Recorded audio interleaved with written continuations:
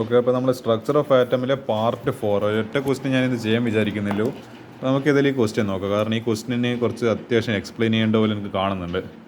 Calculate the energy required for the process He plus helium plus gas becomes helium 2 plus gas plus 1 electron. കാരണം ഒരു electron കൂടി ഇയാൾ extra പോയിൻ്റാണ് ഈ +1 എഴുതത് +2 സ്റ്റേറ്റിലേക്ക് എത്തിയത്.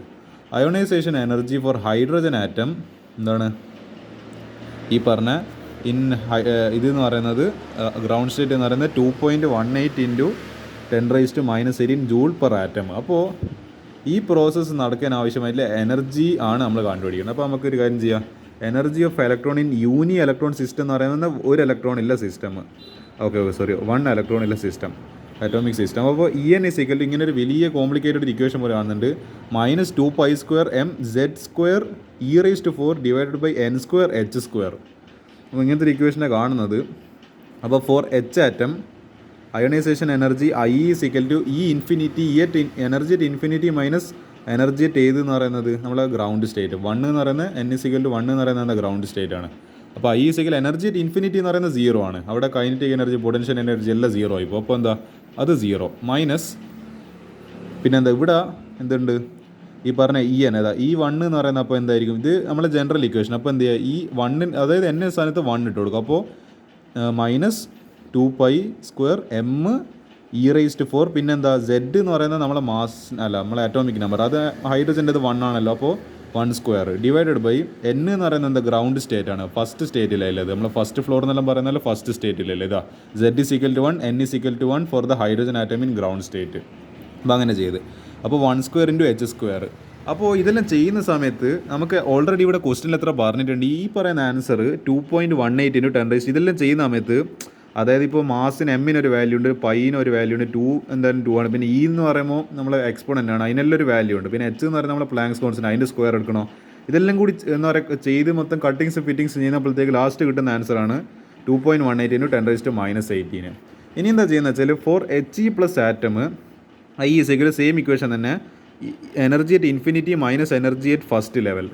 അപ്പോൾ എന്താ എനർജി അറ്റ് ഇൻഫിനിറ്റി എന്തായാലും 0 ആണ്, അതിൽ യാതൊരു തരത്തിലുള്ള സംശയം നമുക്കില്ല. അതെന്താ വലിയ മുട്ടയാണ്. മൈനസ് എന്താണ് ഇതൊരു ബ്രാക്കറ്റ് എടുക്കുക. പിന്നെ -2π² m e⁴ പിന്നെ Z-ൻ്റെ സ്ഥാനത്ത് അപ്പോൾ എന്തായിരിക്കും 2 ആയിരിക്കും. കാരണം ഹീലിയത്തിൻ്റെ അറ്റോമിക് മാസ് എന്ന് പറയുന്നത് 2 ആണ്. രണ്ടാമത്തെ എലമെൻ്റ് ആണ് നമ്മളെ പീരിയോഡിക് ടേബിൾ ഹീലിയം എന്ന് പറയുന്നത്. അപ്പോൾ 2ൻ്റെ സ്ക്വയർ Z² എന്ന് പറയുമ്പോൾ 2ൻ്റെ സ്ക്വയർ ഡിവൈഡഡ് ബൈ കാരണം ഈ 1 ലെവൽ 1 ആയതുകൊണ്ട് തന്നെ എന്താ 1ൻ്റെ സ്ക്വയർ n² എന്ന് പറയുമ്പോൾ 1² ഇൻറ്റു ഇവിടെ h² എന്നായിരുന്നു വേണ്ടത്. സോറി ഓക്കെ ഇവിടെ h² എന്നായിരുന്നു വേണ്ടിയിരുന്നത്. ഇത് ഇവരുടെ ചെറിയ ടൈപ്പിംഗ് മിസ്റ്റേക്കാണ്. അപ്പോൾ n² × h².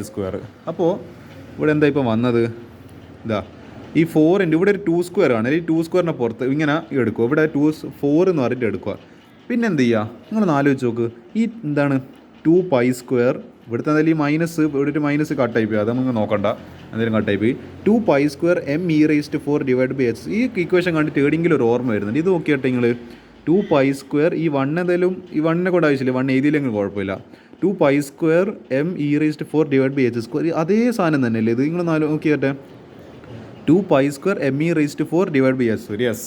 അപ്പോൾ എന്ത് ചെയ്യുക ഇതിൻ്റെ വാല്യൂ നമ്മൾ എത്ര കണ്ടുപിടിച്ചിട്ടുണ്ട് 2.18 × 10⁻18. അപ്പോൾ ഇത്രയും ടേമിൻ്റെ പകരം ഇതിൻ്റെ എനർജീൻ്റെ ഇക്വേഷൻ അല്ല എനർജീൻ്റെ വാല്യൂ എത്ര ഇട്ട് കൊടുക്കും ഈ 2.18 × 10⁻18. അപ്പോൾ 4 × എന്താണ് 4 × 2.18 × 10⁻18. യെസ് നമ്മൾ ആൻസർ ഏകദേശം എത്തിയിട്ടുണ്ട്. ഇനി ഇതൊന്ന് മൾട്ടിപ്ലൈ ചെയ്താൽ മതി. അപ്പോൾ എന്ത് കിട്ടും ഇത് മൾട്ടിപ്ലൈ ചെയ്യുന്ന സമയത്ത് 8.72 × 10⁻18 joule per atom. Yes this is going to be the answer.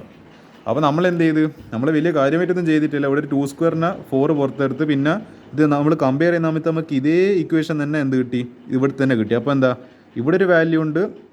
അപ്പോൾ LHS = RHS. അപ്പോൾ നമുക്ക് എന്ത് ചെയ്യുക ഈ പറയുന്ന ഈ RHSൻ്റെ വാല്യൂ ഇവിടെ സബ്സ്റ്റിറ്റ്യൂട്ട് ചെയ്ത് കൊടുക്കാം.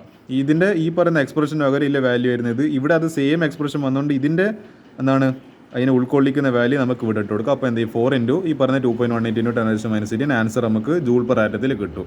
അപ്പോൾ എന്താ ഇതിൻ്റെ എനർജി എന്ന് പറയുന്നത് 8.72 × 10⁻18 joules per atom. Joules per തന്നെ ഹീലിയം ആറ്റംസ്. അപ്പോൾ ഇതാണ് ഈ ക്വസ്റ്റ്യൻ ആൻസർ. വളരെ ബ്യൂട്ടിഫുൾ ആയിട്ടുള്ള ക്വസ്റ്റ്യൻ ആണ്.